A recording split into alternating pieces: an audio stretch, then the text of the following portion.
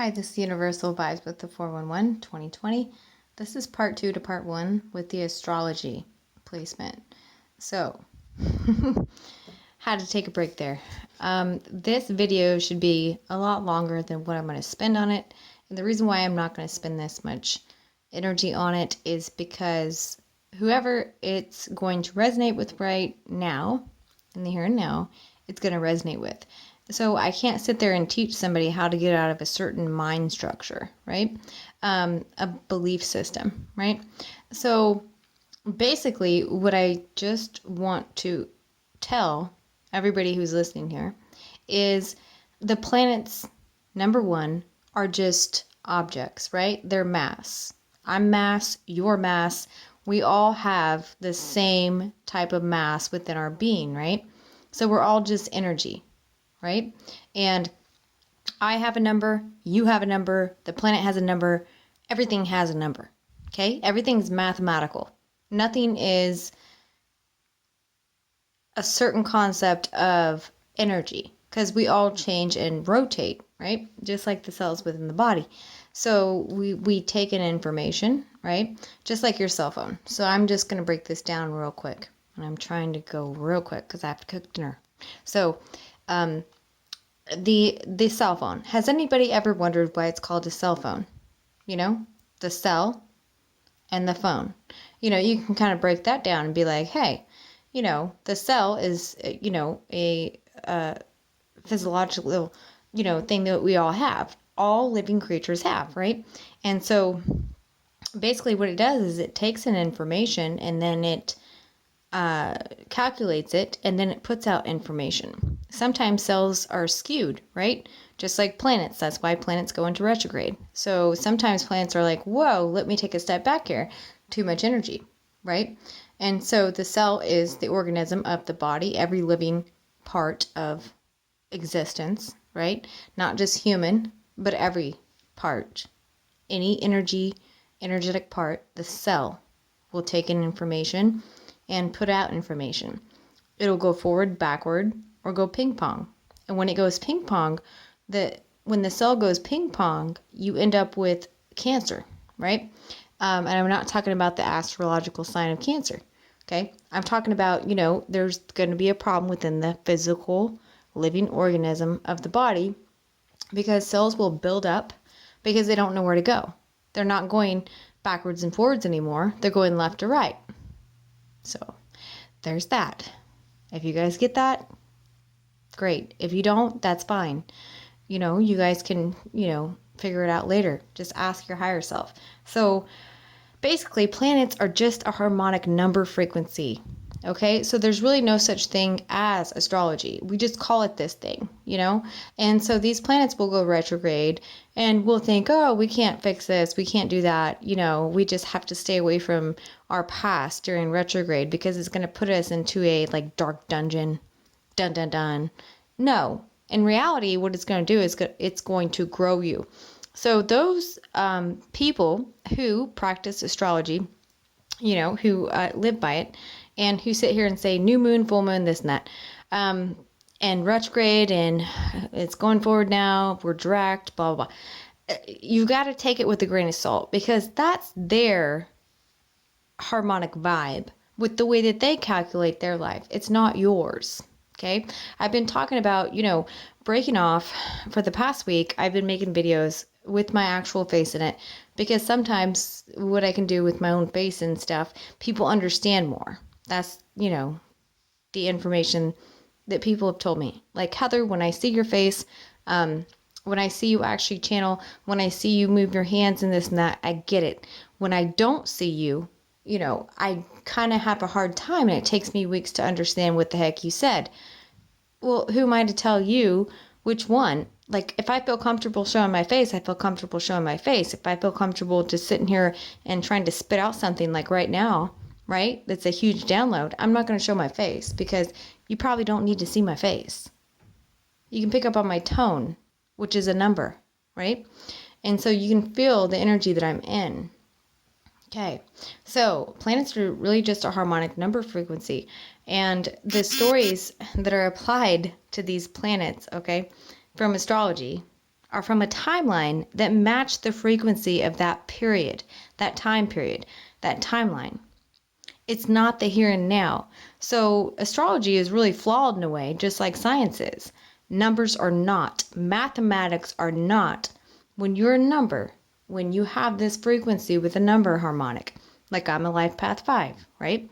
A lot of people don't like the number 5 because they do not resonate with 5. 5 is an uneven number, and it deals with a lot of crap. Okay, but I came in as a 5 for a reason. Okay, I just did because I was able to handle it. You see, so I'm able to handle chaos in a situation that is completely chaotic. Everything slows down in my mind as a number 5, a life path 5, and I can make a split decision that would take somebody else 10 minutes to make. I can make it right there in the moment. This has happened to me multiple times in my life. And 5s also, when you're a life path 5, you're a harmonic resonance to the 5 number, right? You experience more in a 10-year period than most people ever experience in their whole entire lifetime of 70 years. So every 10 years, I grow and evolve quicker than other people. Now, that's starseed resonance. Most starseeds are like that. But I deal with the 5 energy, the imbalance. I deal with people who have issues. That's why I'm in medical, because I can clear them just by my energy field. That's the 5 harmonic. Okay? So, and I'm not like this advanced healer, and I'm not like this guru. Okay? But I am the 5 resonance harmonic. So I can deal with these things and watch them. I can deal with death very easy. I mean, the first day when I was, 17, 18, no, I just turned 18.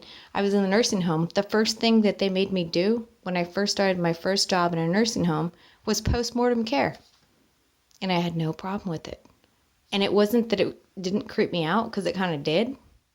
But there was things before that that had prepared me for that, you see? So it's just, hey, what other people don't want to do, a 5 can do. And it's not because somebody else is inadequate to do it. It's because the 5 can push and pull, Like they can say, okay, nobody else wants to do this, and I'm going to have to be the one. It's like the black sheep in a way, but it's not really, because you're not a victim. You're just different, And every number is different. You can be a 6 and same experience. You can be a 7, same experience. You can be an 8, same experience. But you're not going to have it constantly like a 5 does. The 5 always gets tested and pushed because we're supposed to, because we chose the number. Okay? So there's nothing against you. Everything's going for you.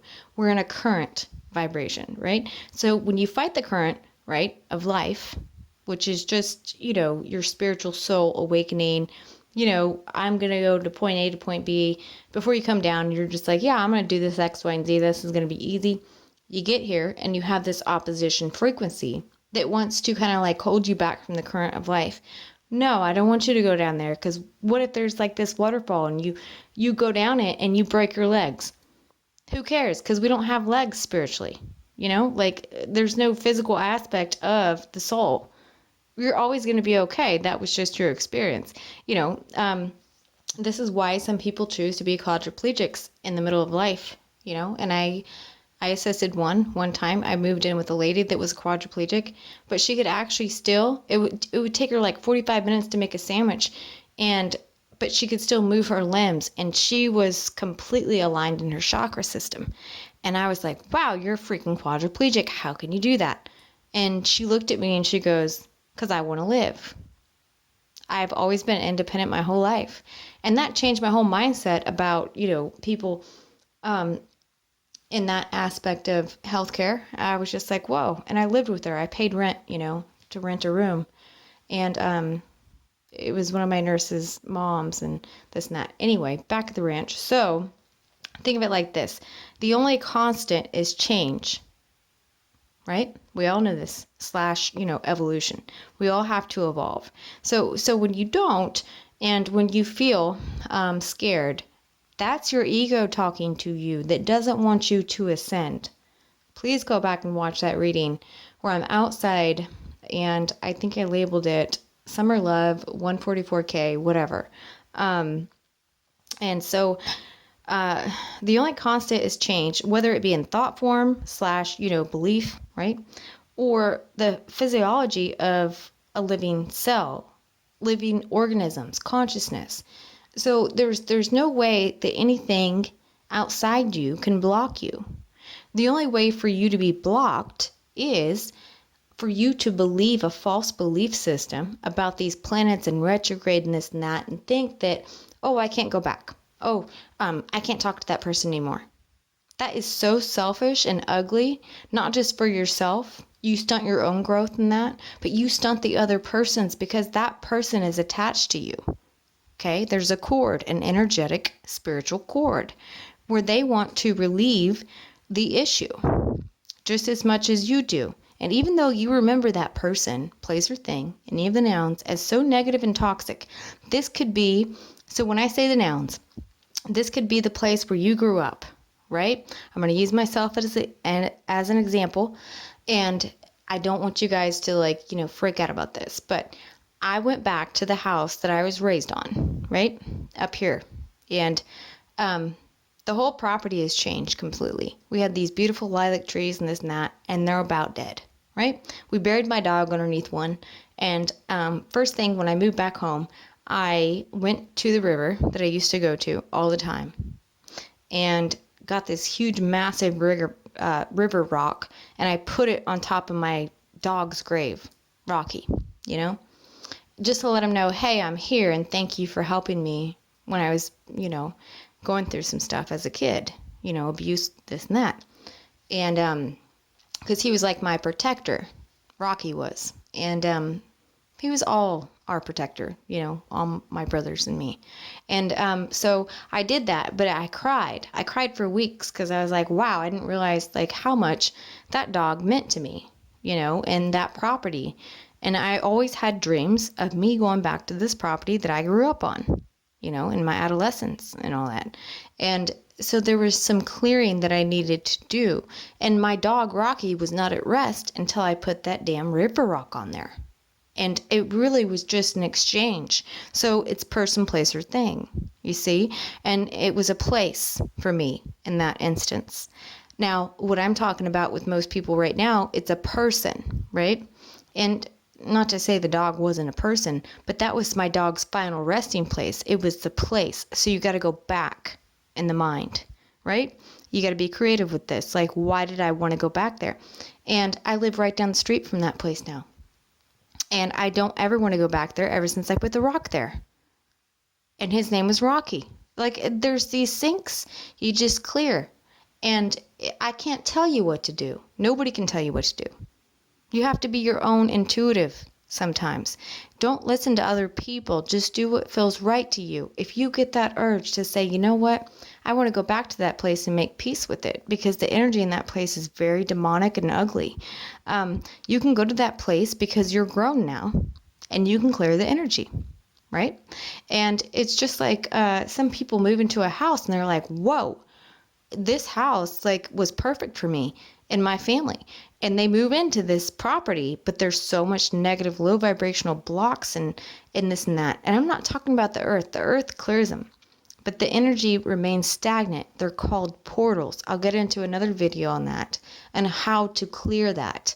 But everything will look okay on the outside, but you walk in there and you start living there. And it's like, what in the world? This is not what I expected.